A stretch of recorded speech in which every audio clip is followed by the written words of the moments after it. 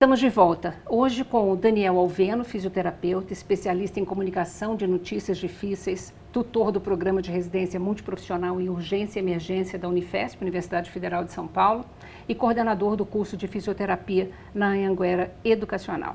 E o Dr. Lucas Guimarães Machado dos Santos, geriatra, coordenador do livro Guia de Comunicação de Más Notícias e gerente de práticas médicas do Hospital Beneficência Portuguesa.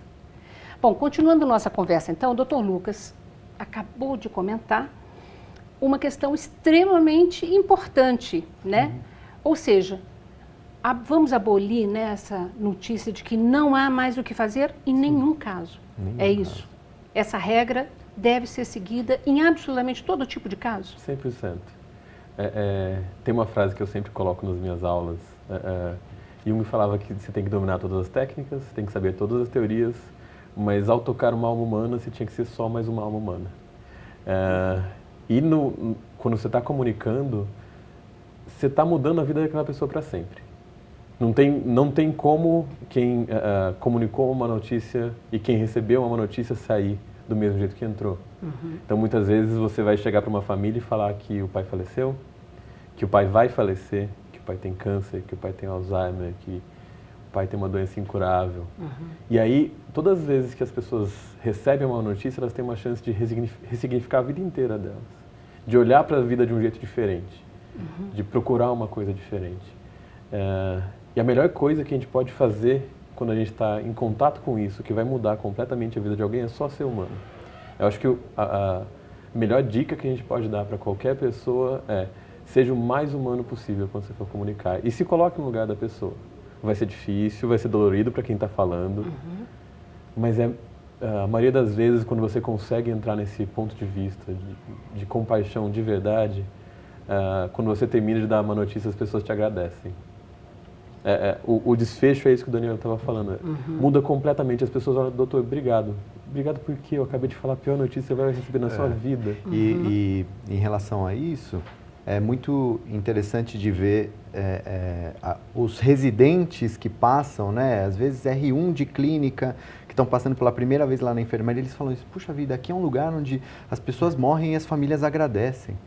Né? Então, a gente sempre tem o conceito de que comunicar más notícias faz parte, sim, do dia a dia do profissional de saúde, mas muitas vezes aquele paciente vai ser mais um na nossa vida, não no sentido pejorativo, mas é o nosso trabalho. Mas é o trabalho né? de É o nosso vocês, trabalho. né? Agora, quem recebeu essa notícia talvez nunca mais esqueça daquele momento. A gente pode esquecer que deu uma notícia ruim, de uma forma ruim ou de uma forma boa, no dia seguinte ou na semana seguinte a gente já esqueceu. Mas aquela família vai lembrar de você para sempre, seja ruim ou seja bom. E esse lembrar para sempre, né? Quando a gente recebe uma má notícia, a gente nunca esquece mesmo. Inclusive, a gente não esquece o portador. Né? Então, imagino que nem tudo são flores, né? Nesse momento. Imagino que tem gente que acaba reagindo com raiva, né? Com negação, e que, inclusive, culpa o portador da notícia. Isso como o Lucas falou, não é uma coisa tão frequente na nossa enfermaria, mas é muito frequente nos serviços de saúde em geral. E o grande problema é quando as pessoas encaram essa raiva como pessoal. Né? A raiva não é de você, é pelo que você está dizendo. E pela forma, muitas vezes, como você está dizendo também. Né? Então, quem não tem um preparo técnico para isso, inclusive, porque uma das primeiras coisas que a gente tem que fazer frente a uma agressão verbal ou um acesso de raiva do outro é permanecer em silêncio.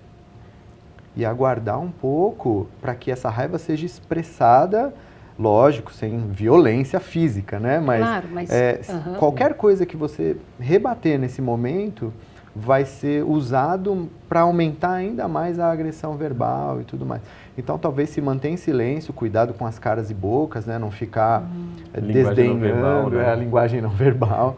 De você olhar de um jeito, o que esse cara está me agredindo. Bacana então, esse toque, essa comunicação não verbal que a gente acaba tantas vezes esquecendo, até na conversa entre os familiares, né? Sim, exatamente. Eu vou contar de uma maneira, eu estou usando determinadas palavras, mas a minha expressão corporal diz outra coisa, né? Perfeito, perfeito. Isso é uma técnica que faz parte do protocolo, inclusive no livro que o Lucas foi um dos organizadores, tem bastante conteúdo a respeito disso, inclusive. Né? Agora, dizem também que tem um momento, tem um tempo adequado para essa comunicação acontecer. Ela não pode se estender por 2 horas, 3 horas, a gente não pode ficar estendendo demais essa comunicação, é isso? Por quê? Eu acho que começa... acho que a grande parte da comunicação é ouvir o paciente, né? Tá. A gente começa sempre ouvindo, como o Daniel falou, no protocolo a segunda coisa é a percepção do paciente. Não tem muito o que ficar estendendo. Não adianta ficar falando meias palavras e desviando do assunto. Tem que ser uma linguagem direta, acessível para o paciente e não tem por que você ficar estendendo muito mais. Isso vai só prolongar uma conversa que não tem demanda para tanto. Olha, você sabe que eu até tinha selecionado aqui, 1847, o primeiro Código de Ética Médica, que dizia que a vida de uma pessoa que está adoentada, que está fragilizada, né, ela pode ser diminuída nessa qualidade de vida e a vida, o tempo de vida, inclusive, não só pelas atitudes, pelos avanços ou não que a medicina hoje nos proporciona, mas pelas palavras. Né? Pela forma com que a gente comunica, né? Então, eu queria, com 2 grandes especialistas, vão aproveitar, porque eu já recebi inúmeras perguntas de telespectador que não sabe. Eu recebi a notícia difícil. Puxa vida, minha mãe tem Alzheimer e não tem cura. Que prognóstico terrível. Como é que eu comunico o resto da família? Vamos... Né, tentar ajudar também com dicas de como é que a comunicação não só pode ser recebida, mas comunicada no entorno, né? Porque são pessoas leigas. Sim, né? Sem dúvida. Pode. Eu acho que uma das coisas importantes é pedir ajuda de quem está comunicando. Então, a responsabilidade não pode ser de um familiar. Ele não tem o conhecimento técnico para passar tudo que precisa ser passado. Vão ter dúvidas que ele não vai saber. Então, no meu consultório, via de regra, eu falo, olha, a notícia é essa, vamos marcar uma reunião com o restante da família? Traz todo mundo. Já aconteceu na enfermaria de cuidados paliativos a gente fazer uma reunião com 14 familiares. Uau! 2 médicos, o Daniel estava junto com a gente, 14 familiares numa sala, porque todo mundo tinha suas dúvidas, todo mundo tinha suas incertezas, todo mundo tinha alguma demanda. E aí, quando você senta, você não coloca a responsabilidade para quem está recebendo, que está fragilizado também. O importante é que tem alguém que esteja preparado para fazer aquilo. Então, eu sempre sugiro de trazer os familiares, sejam eles quantos forem, para conversar tudo. E faz diferença, né, na prática. Total diferença. E isso dá para ser feito em consultório, dá para ser feito no próprio hospital. Precisa ter boa vontade também da equipe. Né? Porque não é fácil você juntar todo mundo, marcar um horário, para achar um espaço para estar todo mundo nesse lugar. E como a gente falou, né? Ter um tempo de meia hora, 1 hora, para conversar sobre e tirar todas as dúvidas desse paciente e dessa família. Agora, é muito legal que isso não é um papel que cabe só ao médico, portanto. Quanto mais tiver envolvido uma equipe multi, melhor. Eu, como não médico, né, eu acho que é muito legal eu poder expressar isso, porque tem muitos profissionais que não são médicos que falam, não, isso eu não quero participar, ou querem participar e ficam, poxa, mas o médico não me chamou para essa reunião, fica chateado porque eu acho que eu tinha como contribuir e o médico não me convidou. Então, assim, primeiro, quando se trata de um diagnóstico, prognóstico médico, o médico tem que estar presente e óbvio que tem que conduzir essa comunicação. Psicólogo é um profissional muito importante de estar presente também, principalmente quando a gente já percebe que as famílias são um pouco mais difíceis emocionalmente, e isso é absolutamente normal e esperado dentro de um contexto de doença grave. E quem mais vai participar dessa reunião? todos os profissionais que tiverem algo a contribuir tecnicamente para ela. Então, vou dar um exemplo. Se o meu paciente, ele vai para casa, nós estamos falando de deshospitalização de um paciente que vai para casa precisando ser aspirado, ou precisa transferir ele com auxílio, o fisioterapeuta precisa estar presente até para explicar como fazê-lo. Tecnicamente como fazer isso, né? Se eu estou falando de um paciente que precisa de técnicas para deglutir, posicionamento para poder comer de forma mais adequada, precisa ter uma fonoaudióloga dentro da reunião. Nutricionista. Um nutricionista, perfeito. Então, assim, quando nós falamos quem mais vai participar e você acha que você tem que participar, a gente não pode ficar esperando que o médico nos convide. Vamos conversar com o médico, chama o médico, porque às vezes o médico ele não se atentou a isso, pura e simplesmente. Ele não deixou de te chamar porque tem algo contra você. Ele foi ensinado desse jeito, ele acha que aquilo tem que ser feito por ele. E quando você se coloca à disposição, muitas vezes as coisas mudam e você se aproxima muito mais da equipe. Isso acontece de uma forma muito legal na equipe que a gente trabalhou e trabalha até hoje. Eu acho que isso vem de uma mudança na medicina. Eu ouvi essa expressão, os médicos estão descendo do Olimpo, sabe? Os médicos ficavam isolados, eles achavam que eles eram os únicos que tinham que ser detentores de todo o conhecimento. E eles eram cobrados disso. Né?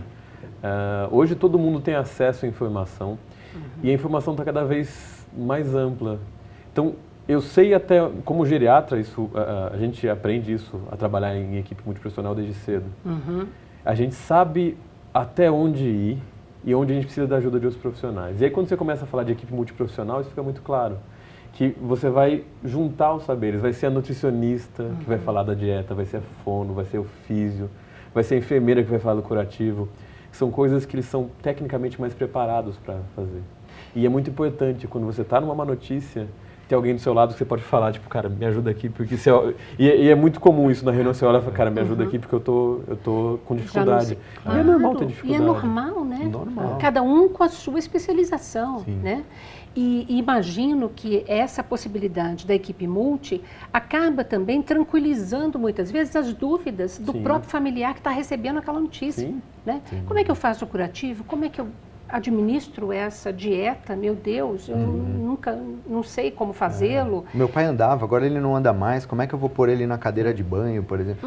Né? São problemas muito comuns, você falou dos telespectadores, realmente são dúvidas muito comuns da população. Que para vocês, profissionais, pode até parecer óbvio, mas que para a gente, leigo, não é.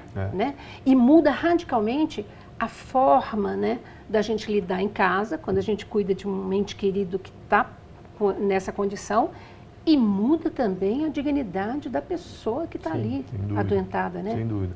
E ouvir, caso o paciente consiga se expressar e ter o cognitivo preservado, muitas vezes, apesar de apresentar limitações, né? Muitas vezes o paciente deixa de andar, a família para de falar, de perguntar as coisas para ele, por exemplo. Né? Então, quando a gente se propõe a ouvir as vontades do paciente, o que ele deseja, inclusive para o fim de vida dele, isso pode tranquilizar muito mais a família ainda, né? A equipe nem se fala, porque a gente entende que o paciente é capaz de tomar algumas decisões e não joga essa responsabilidade para a equipe, muito menos para a família. Então a gente precisa dar ouvidos aos nossos pacientes também. A gente está chegando meio no final do nosso programa, mas eu queria, por exemplo, porque eu já passei por isso, que muitas vezes o profissional de saúde, o médico, não soube passar uma comunicação adequada e falou, olha, Lina, e aí, fazemos o que agora?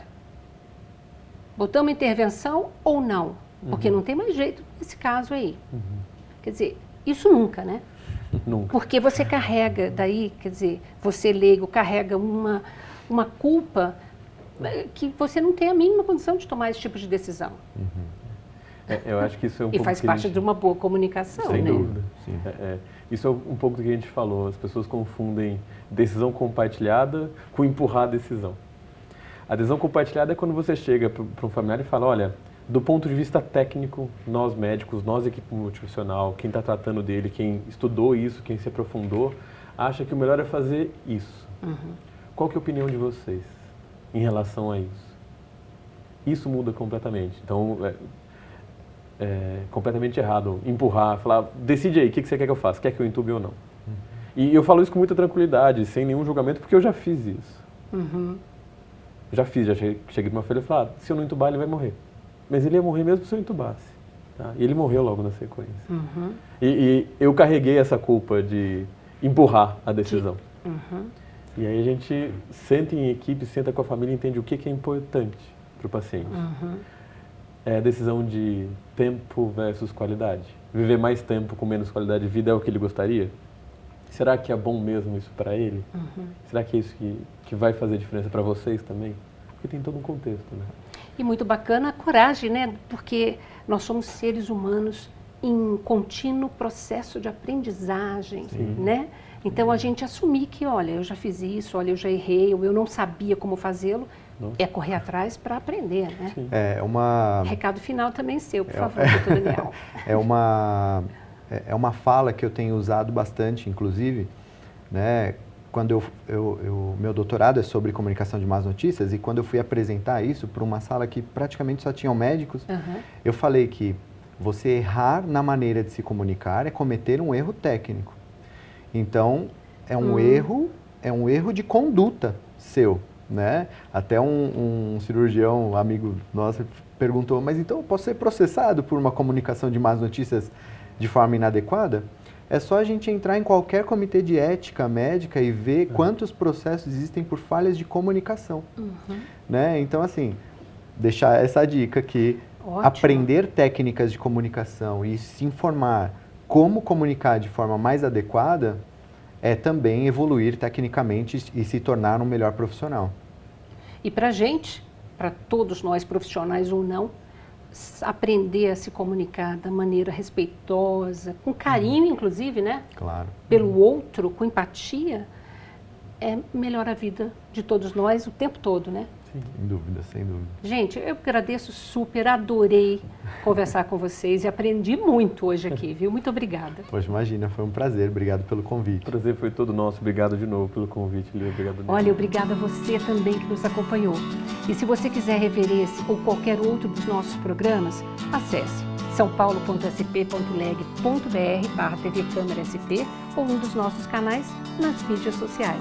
TV Câmara São Paulo, assista, fique sabendo. Obrigada.